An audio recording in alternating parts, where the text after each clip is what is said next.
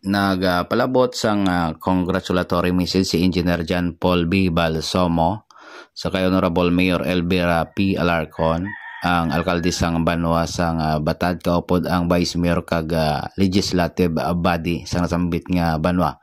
Matapos nga nakabaton ini sang award bilang second place for infrastructure sang 5th and 6th class municipalities sa probinsya sang Iloilo sa ginhiwat nga 2024 Cities and Municipalities Competitiveness Index o kon CMCI Award. Gindayaw man sang engineer ang nasambit nga pagdumalahan sang alkalde matapos nga matagaan sang development ang pila ka mga area sa Banwa sang Batad ka nga isang infrastructure kag pila pa ka mga development sa bayan sang mga kabarangayan. Si Engineer Balsomo sang aton ma-interview. Yes sir, isagid maayong aga sa aton tagpalamati no. Sa bilog nga Quirito distrito kag sa malabutan pa sa inyong waragwagan. Yes, engineer, kontak kita si mo tungod sining pagpalabot mo man sang congratulatory message sa Banwa sang Batad. Pwede mo bala masaysay sa aton mga kasimanwa diri sa Batad kag sa bugos man sang malabutan sining aton pagpangalaga di engineer. Yes sir, palabot binato no ang aton pagtamyaw especially sa Banwa sang Batad, sa Municipality of Batad sa pagpanguna sang aton aktibo nga Mayor Honorable Mayor Elvira P. Alarcon sa award nga nabaton sang aton nga Banwa no, specifically ning Banwa sang Batad na kung sa diin gin-awardan ini sang 2024 Cities and Municipalities Competitiveness Index or CMCI Awards no, kag nakabaton ini sang second place sa infrastructure no under sa 5th and 6th class municipalities diri sa bilog nga Region 6 sang sa bilog nga Region 6. Magambal kita engineer sang CMCI. Ano na sang infrastructure project based sa local nga funds sang isa ka Banwa mo na engineer? Well, ang ato na pagkabalo dira sir no, bali ang improvement no sang Banwa sa specifically ining mga infrastructure no nga na-implement sa ining Banwa, isa ina sa ato nya pagkaintindi no. That is why ngate ang kung makita man naton sa Banwa sang Batad, may mga bag-o nga mga infrastructure, especially ining ato nya pinaka latest no ining Batad Public Market no. Kag ang mga infrastructure pa ginapatindog kag ang newly renovated man at the same time na gymnasium sang Banwa sang Batad. Inang rehabilitation na engineer sa din na nagalin nga funds sang pag rehabilitate sila nga project engineer. For sure no, ining mga infrastructure nga napatindog dira sa Banwa sang Batad, ini ang isa sa mga rason sini no. Bangod sa liderato ni Mayor Elvira P. Alarcon at the same time sa bulig man sang Sangguniang Bayan member, siguro isa ina sa mga rason kung massive ang infrastructure development sa Banwa sang Batad nga makita naton sa subong. Engineer, bilang isa ka tumandok man sang Banwa sang Batad no. Nowadays ano na subong ang ginapabugal sang Banwa sang Batad, engineer? Well, siguro sir bilang isa ka tumandok sa Banwa sang Batad, isa sa nakita ko no nga pinaka-latest kag pinaka mapabugal gid sa Banwa sang Batad with regards sa infrastructure ining Batad Public Market na kung sa diin do ala market mall siya no. Kumbaga nami na no kag very convenient sa mga manugpaninda no sa pila ka adlaw nga magpaninda dira sa Banwa sang Batad bangod sa ining infrastructure project na public market under sa administration of course ni Mayor Elvira P. Alarcon.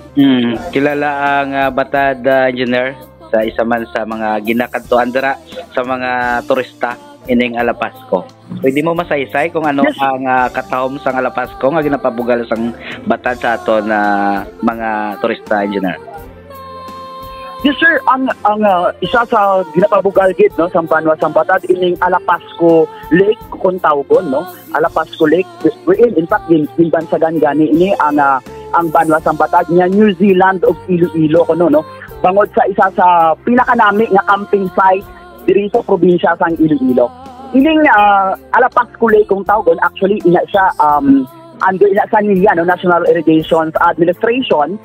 Makita mo dira nga may pwede ka pamunit no bangod sa mga tilapia. The same time pwede ka camping kag may mga kalan-an dira no. Ang ato niya mga turista kung magkadto sila hindi kit sila magproblema nga magutman bangod may mga kalan-an sa palibot sang Alapasco Lake kung tawgon. Nagligad niya mga adlaw engineer no may patigayon niya invitation man sa imo sang isa ka charge no.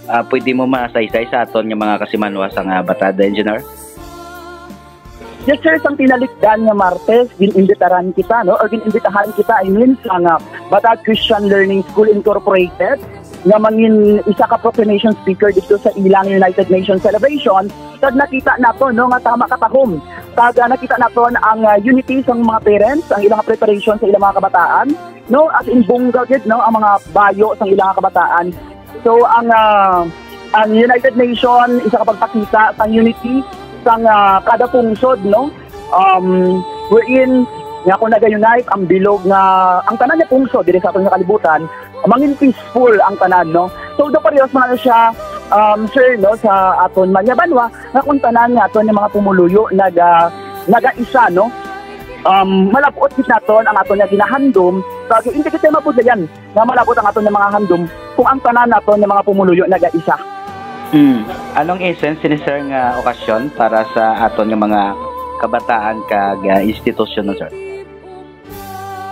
Yes, pali ang actually ang tema sa tong United Nations celebration sa Batad Christian Learning School Incorporated amoy ning katutubong edukasyon ay patuloy na palakasin pangkulturang integridad isulong at patatagin. So kina-emphasize gid rin no ang mga katutubo no katutubo na mas i-improve pa naton gaan pa naton sa mga programa no hindi naton kumbaga pagkalipatan no bangod natin kung tuturon dili kita naghalin.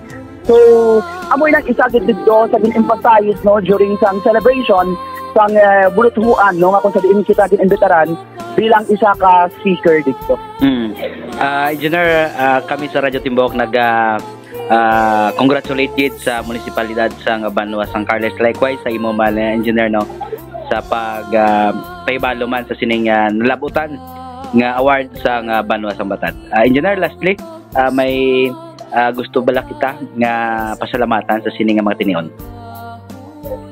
Yes sir, before ako mag-answer, idugang ko na lang man no, sang tinalikdan man nga mga inadlaw, specifically sa ining November 7, nakabaton man ang Banwa Sang Batad sang award no, sa Regional Awarding of Partnerships and Stakeholders. Ining implementation sang drowning prevention phase 2 no, sa bilog nga Banwa Sang Batad. So, before ako mag-end, gusto ko gid nga ipalabot sa aton nga komunidad no sa bilog nga Banwa Sang Batad ang pagkakaisa kag paghiliusa. Bangod ako nagapati nga kung kita tanan nagaisa, kita tanan nagatingog no. Hindi mabudlay nga malabot nato lang aton nga mga handom. Yan isa aton nga mga constituents dira no sa Banwa Sang Batad. Ari si Engineer John Paul Balsomo, ari gid sa inyo no.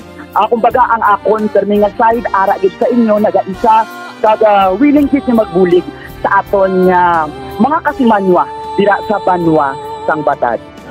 Okay, once again engineer, thank you so much gid sa tsimpo mo nga ginhatag diri sa mo sa Radyo Timbok kag congratulations Batad. Yes sir, thank you gid sa kahigayunan na mapalabot naton ining balita sa aton nga mga kasimanwa.